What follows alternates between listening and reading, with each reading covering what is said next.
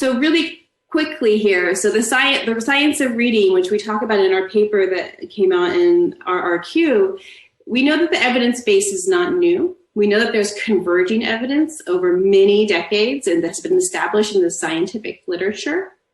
And I also want to convey the science of reading is not a list of things to do. It's more of an approach of how you teach early reading.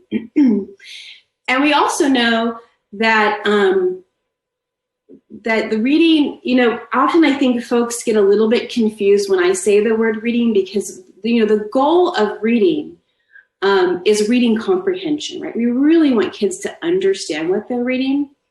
And often in the science of reading world, because I live there and I live other places in the reading world as well, I think some of the miscommunication around this has been that, well, that's just about phonics instruction and pushing early decoding, but they're not paying attention to reading.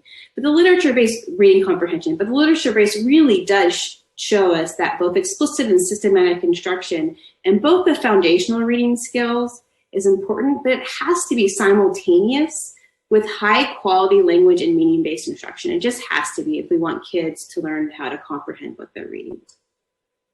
Really briefly, I'm going to talk about the neurological model of reading very, very briefly.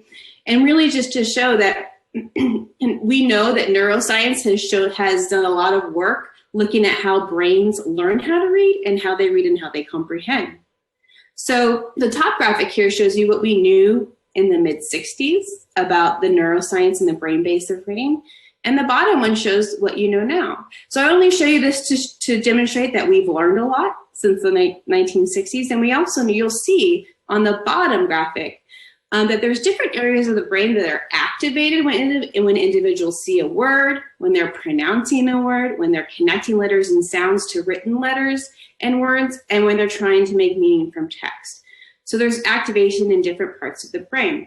And we also know that research has shown us that children who have reading disabilities, such as dyslexia, they have brain-based differences. And notably, these individuals have reduced activation in the areas of the brain that implicate reading and language.